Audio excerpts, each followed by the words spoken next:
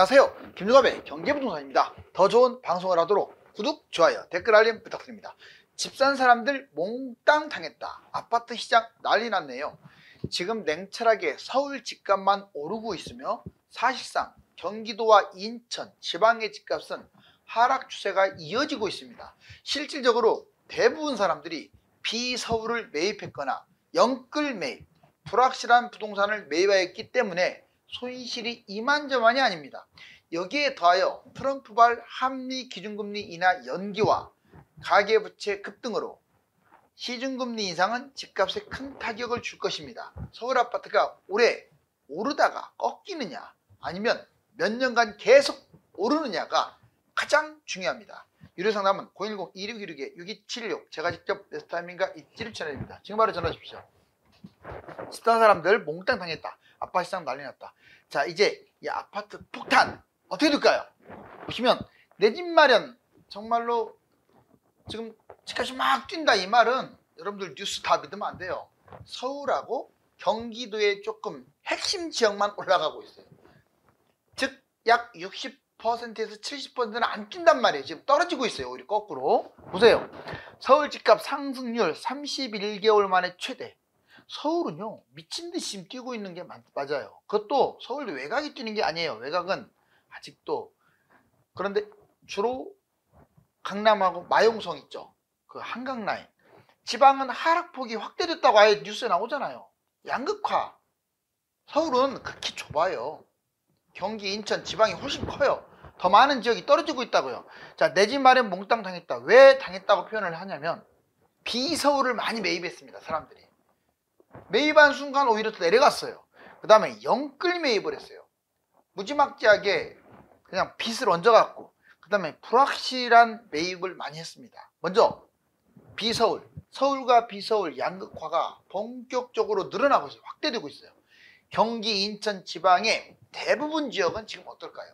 집값이 떨어지고 있습니다. 다만 경기, 인천 이쪽도 지방도 핵심 지역은 올라가고 있고 지방은 거의 전멸이에요. 지금 다 떨어지고 있어요.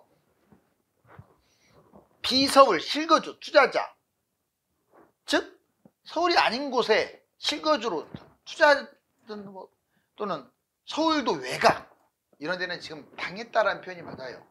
고금리로 집을 잡아서 그 금리를 계속 유지시켜야 하잖아요. 영끌 매입, 가계빚이요. 놀라지 마세요. 상반기 26조나 급증했습니다. 와, 이건 뭐 지금 가계 가뜩이나 부채가 세계 1위인데 상반기 때 26조 또 늘어났어요.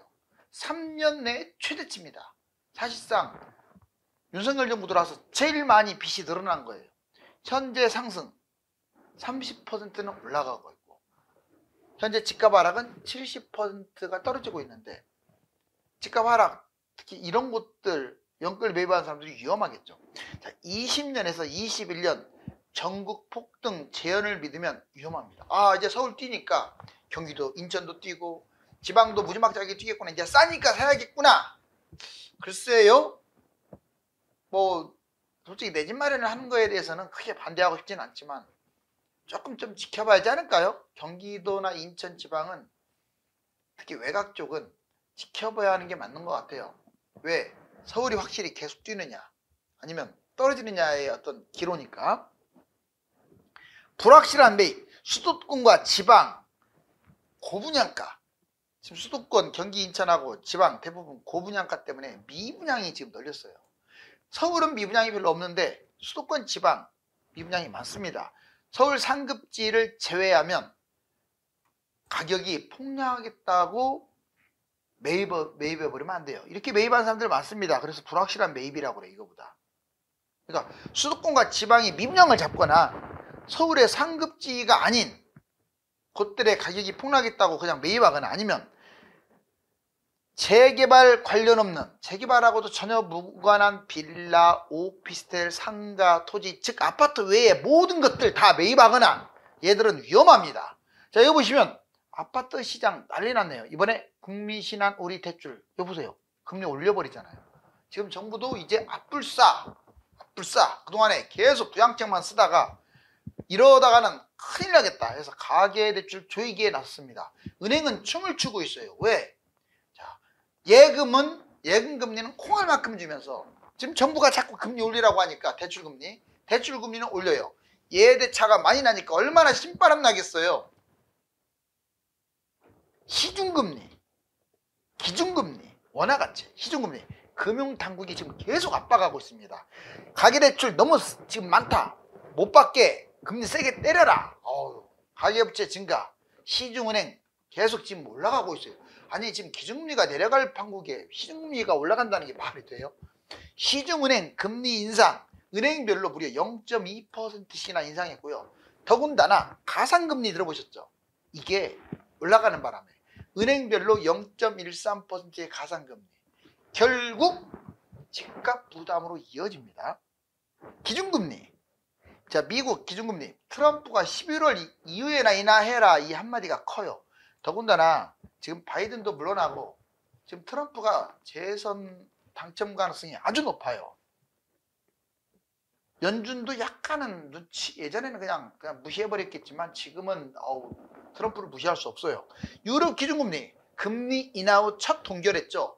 근데 추가 인하를 할 것이냐가 변수입니다. 한국 기준금리 문제는 우리나라예요. 자, 미국이 인하한다고 해서 바로 인하할 수가 없는 게 지금 세 가지가 너무 안 좋아. 집값, 특히 서울 집값이 올라가고 있고, 원화, 지금 달러 가치가 계속 올라가요. 부채, 가계부채는 지금 너무 많습니다. 3년 만에 최대예요. 이 세 가지 때문에 기준금리를 인하시키고 싶어도 쉽지가 않네요. 원화가치. 자, 이 원화가치가 문제입니다. 우리나라 돈 가치가, 특히 원화가치가 문제가 된 가장 큰 원인은 여러 가지 요인이 있지만 중국, 일본, 하필이면 주변에 큰 나라들이 두 개나 있네요. 큰 나라들이 자기의 화폐를 평가절하하기 때문에 우리나라가 덤팅이 씌고 있는 거예요. 지금 원화 OECD 최하위권, 놀라지 마세요. 64개국 중에서 56위랍니다. OECD 못 사는 나라 많아요. 어떻게 된 게 이렇게까지 원화가 만신창이, 엔화, 위안화, 터키 돈하고 레벨이 지금 비슷하다는 얘기는 더군다나 해법도 없어요.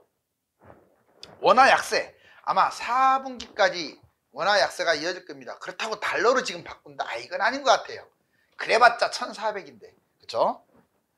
지금은 달러를 보유할 때는 아니에요. 결국은 달러 내려갑니다. 근데 너무 장기간 지금 우리나라 원화가 떨어지기 때문에 문제라는 거지. 트럼프가 당선인 게 된다면 약달러 예상합니다. 왜냐, 본인이 지금 엔화, 위안 아예 언급하면서 그렇게 평가절하한 거 가만 놔두지 않겠다고 했기 때문에. 자, 서울과 비서울, 자, 양극화가 어느 정도 심하냐, 이거 진짜 중요해요. 진짜 심각해요. 여러분들이 잘 보세요. 아무리 수도권의 인구가 52%라지만 자, 서울만 빨가요. 서울만 0.28, 압도적이네요.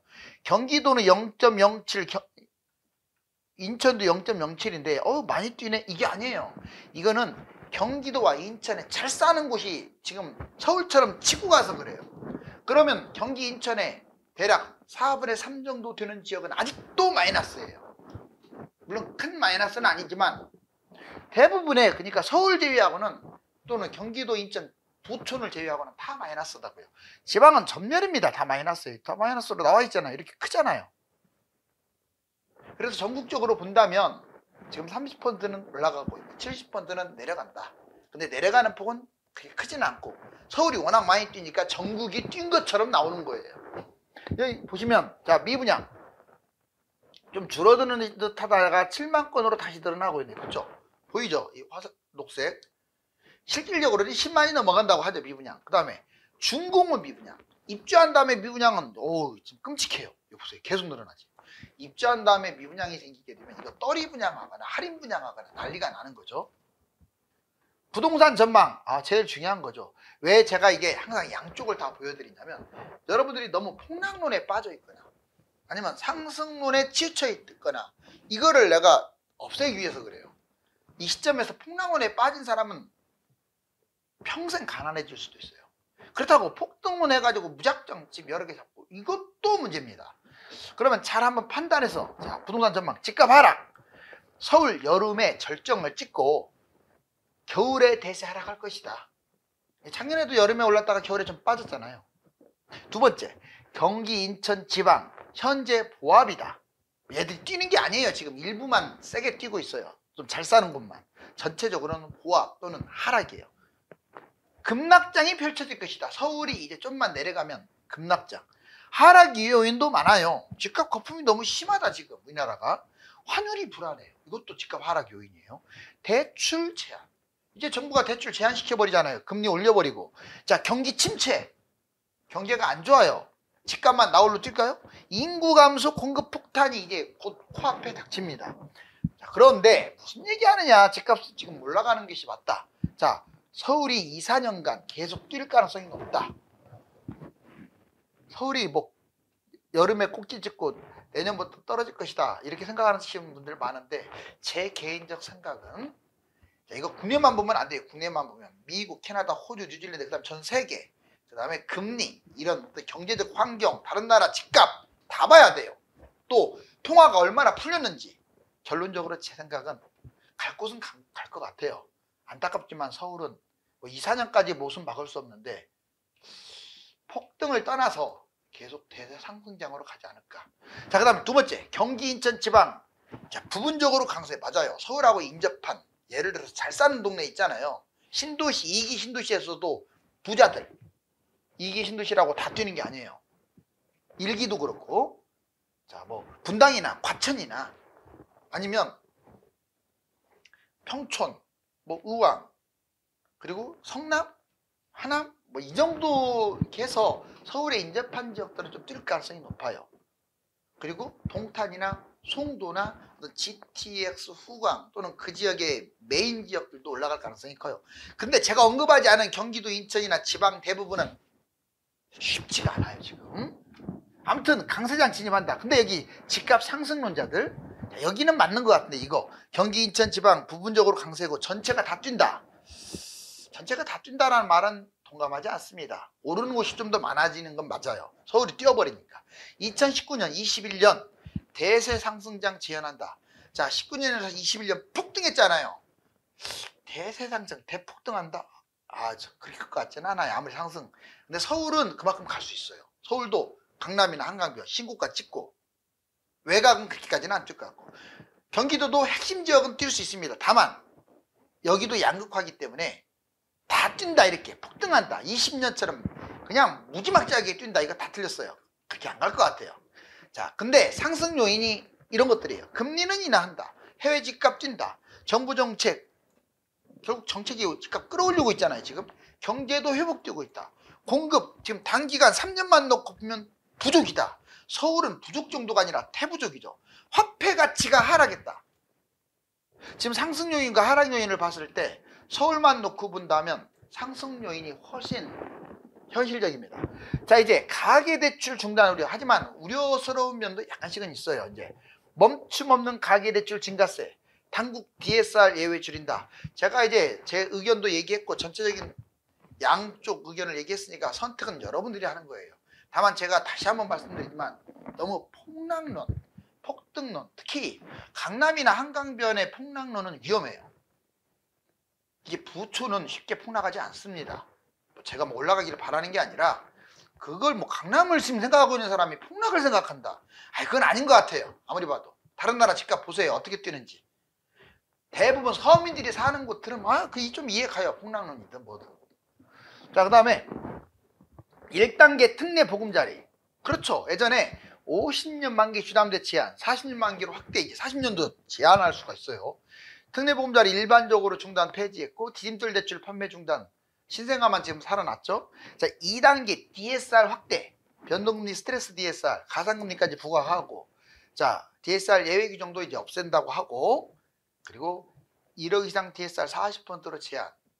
조금 지금 이게 좀 늦춘 상황이 됐는데, 그래도 제가 보기에는 늦춰봤자 지금 몇 개월 안 되잖아요. 결국 2단계 DSR 적용될 것이고, 마지막 3단계 모든 대출.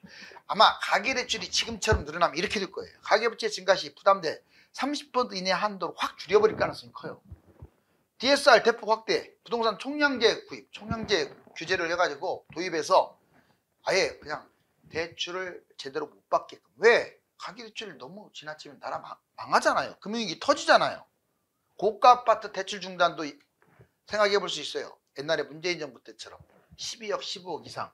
자, 이제 집 사는 사람들 고금리에 당했다. 실질적으로 2022년 뭐 그때 바닥에 잡았으면 괜찮은데 21년 꼭지에 잡았거나 20년에 잡은 사람들은 당한 분들도 많죠.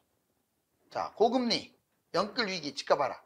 대출금리 코로나 이후에 5%까지 치솟았는데 그게 화근이 된 거죠. 연끌로 내 집 마련 많이 했잖아요. 최근 대출금리 인하 3%, 지금은 이제 3%까지 내려왔어요. 근데 그때 5%, 얼마나 억울합니까? 이제 갈아탈 때가 되긴 했지만 연끌 위기, 고금리가 장기화될 수도 있어요. 지금 법원 경매는 최고치입니다. 보실래요?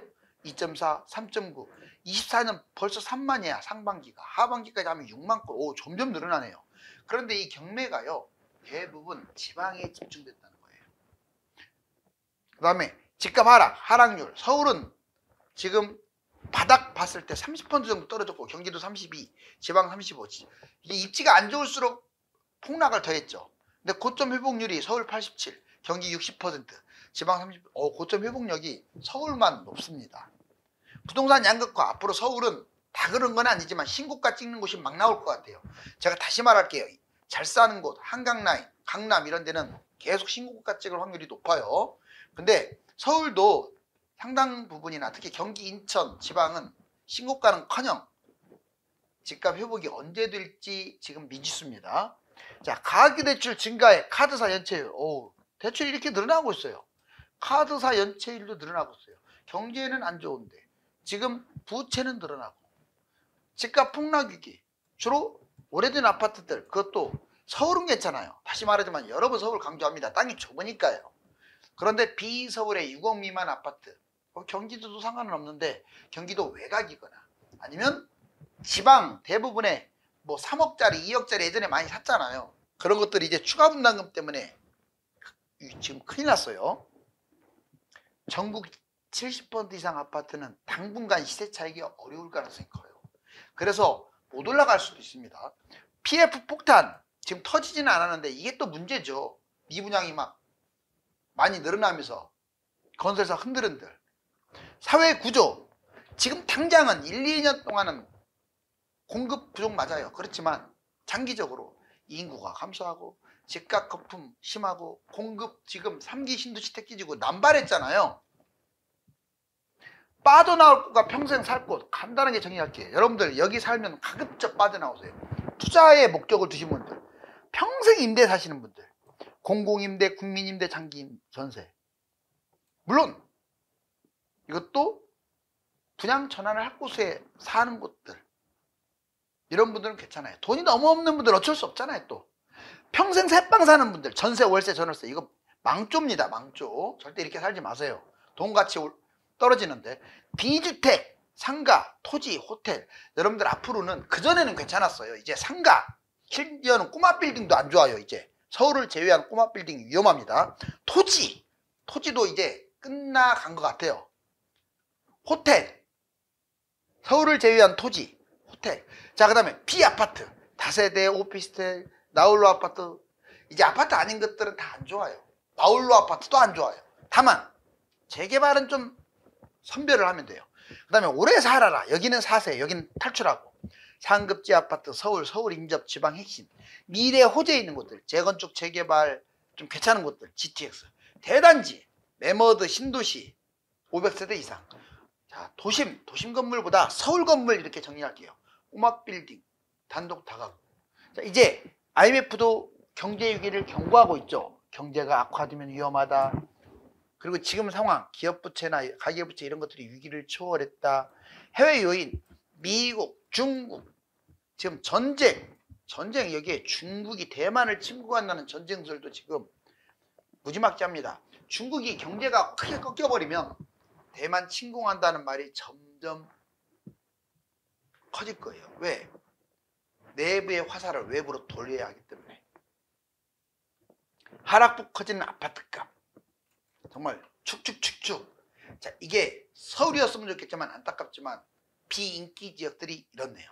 자, 부동산 양극화는 인구 감소와 공급 폭탄 등으로 장기간 지속될 수 있습니다. 실거주라고 하더라도 무작정 내 집 마련을 하기보다는 잘 선별하여 매입해야 합니다. 감사합니다.